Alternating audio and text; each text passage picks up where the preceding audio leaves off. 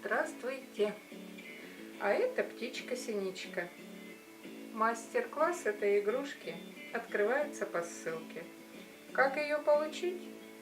Смотрите под видео. Такая малютка украсит и детскую комнату, и зеркало в автомобиле. Хороша она будет и в кухне, и на даче.